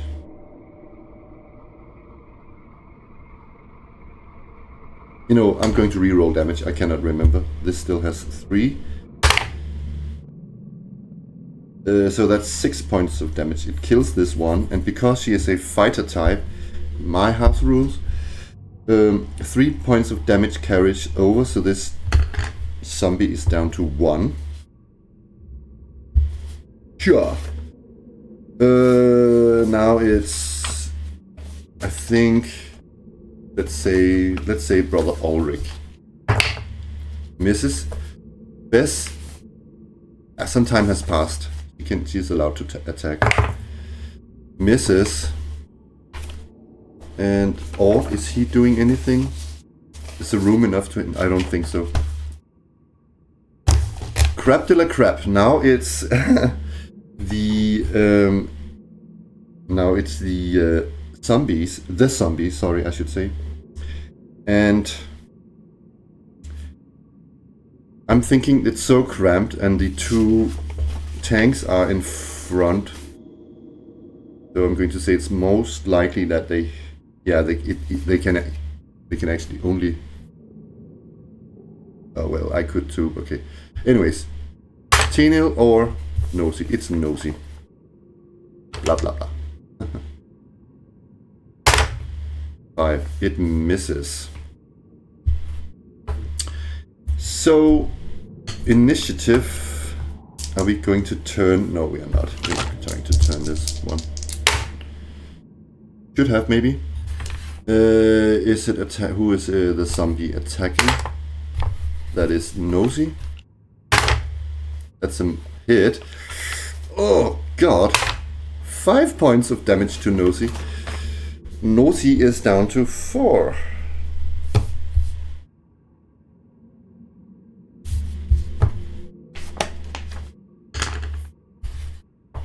So.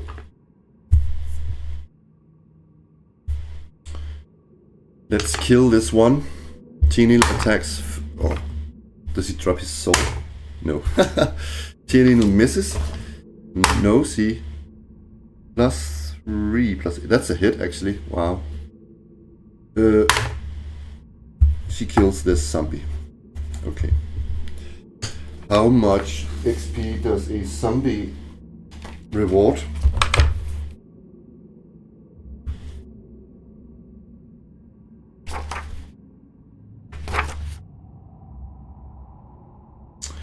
$29, so that's 58 XP. I'm going to write that up here. Oh, one thing I should remember, that these 400 was 400 XP I should remember, and then what did I say, 58 XP also for this room. And now to the final roll of the crypts here. Is there any treasure? No, there's not. So, we could have gotten so much treasure, guys, but apparently luck was not with us. But on the other hand, we survived, right? So, there's just this door down here. Okay, let me say that took a turn, actually, all that.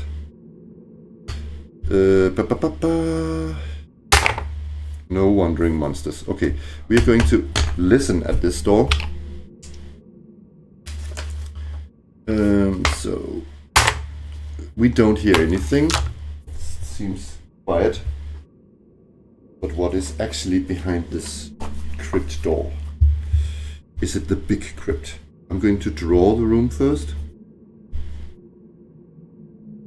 Oh, we're going to see if we can even enter. Nope. Nope. Yeah. So 3 rounds has passed. And yeah, let's draw this room.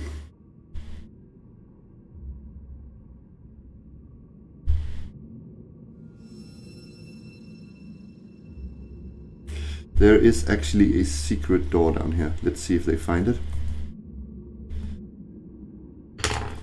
Okie dokie. What is the content of this room? So it's room number 28.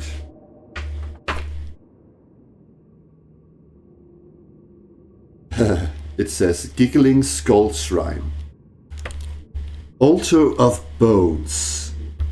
Grinning stone skull on the wall. Save versus spell if the altar is touched. Or laugh hysterically for 1d6 turns. Double chance for wandering monsters.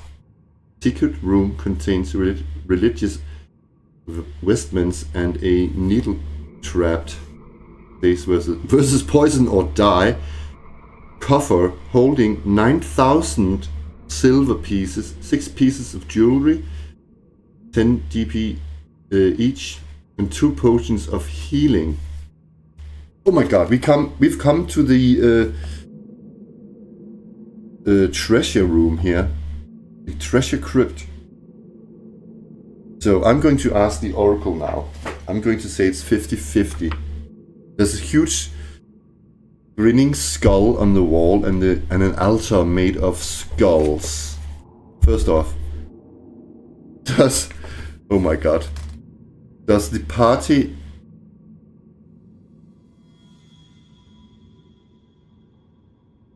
does a party touch the altar?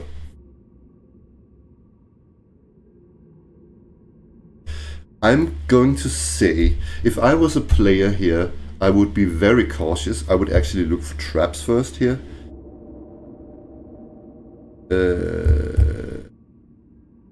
I don't know. I would say it's unlikely, so it's -1 to the roll, but let's see.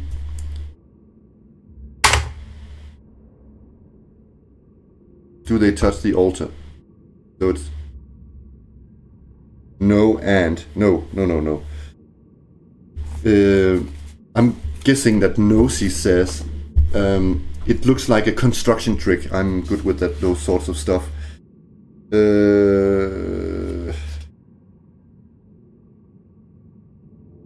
So it could be. Don't touch the altar. Sorry, we didn't get the laughing skull. However, as they don't find anything, I'm going to anything in here. I think they are going to look for treasure and secret rooms. I guess they are. So what you do actually, I think it takes 1 turn for each 10 by 10 square. Let me just read it again to be sure. So the rule is as follows. They have to look in the specific area that they specified, and only 1 attempt per person can be made, and it takes 1 turn, a whole turn. Oh my god, that is a bit. So they would. They are going to look for secret doors, but what I'm going to say, they don't know where the secret door is. They could look over here as well. That would take a lot of time to look for this secret door. So what I'm going to say is that... Oh my god, that would take... Okay, I don't know. I'm going to do this differently because I play solo. This is a bit harsh, the rules on this, I think. So let's see if they... You know what, I'm just going to see here if they find this one for each character. So we have Teniel, he needs to roll a 1 and 2 because he's an elf. All others need to roll a 1.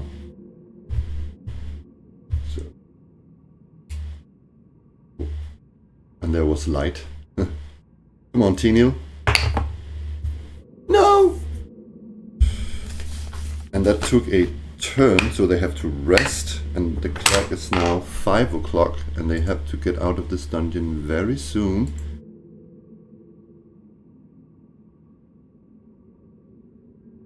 Oh, 5.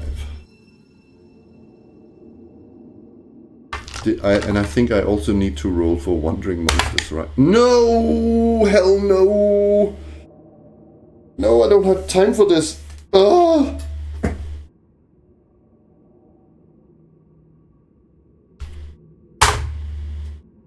Ouch.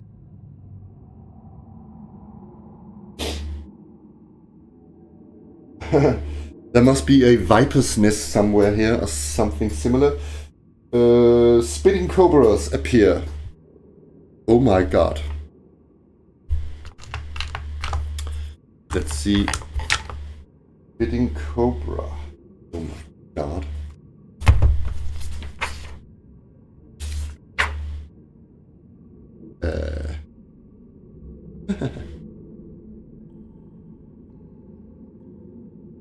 My god.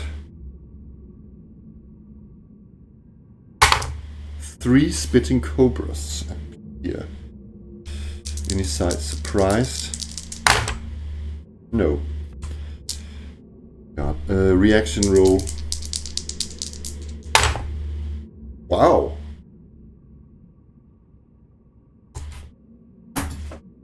These spitting cobras are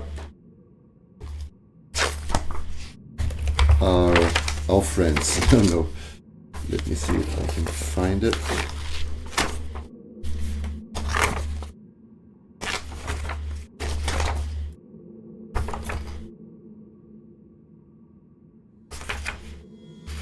Where are those reaction roll tables? Yeah. Friendly or helpful even. No, I'm just going to say that they are quite indifferent. They just go back to sleep again. Ah, you. So, yeah. That sort of interaction took a turn. Let's just say that. Next tune is up. Nope. Oh, come on. Nope.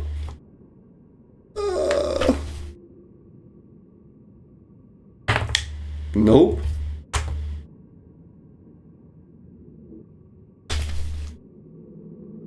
No treasure. No.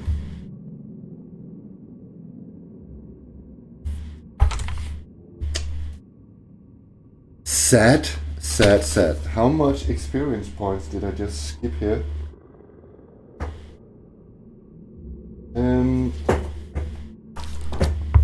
Okay, they did not find the secret.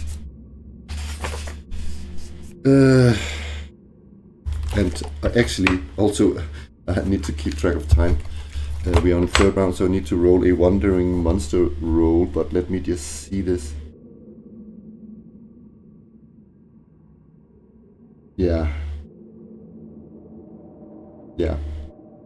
9,000 silver pieces, 6 pieces of jewelry, 2 potions of healing. You did not find it. So I need to do a wandering monsters check. No wandering monsters. And the time is now 5:30. And they need to get out of this dungeon. So let me see, we can do double, because we can move twice as far because we've been here before. I think the easiest way out must be this way, right? No, it is this way. They go over here.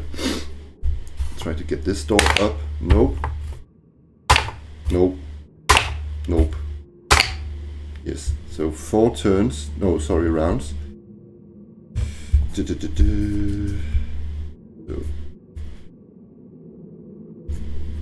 Okay.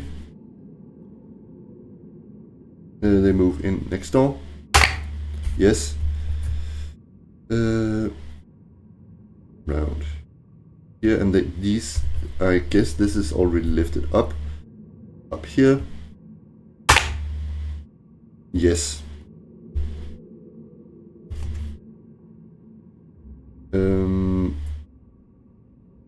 Yeah, so they reach the spiral stairs once again, ascend up the stairs and out into the open.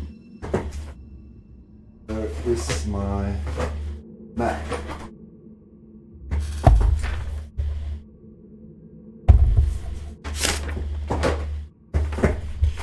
Long time ago I drew this map, so I'm going to say that it's 1 encounter check through all this area here.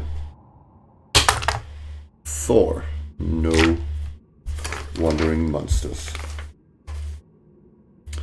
So they get out and arrive late at night at Eastbridge.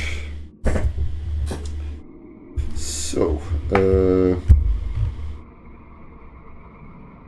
I'm going to calculate the experience points, add everything up, but I'm going to do that behind the camera, not now. Now I have to go off to work pretty soon. But yeah, but thank you very, very, very much for watching. Until next time, bye bye.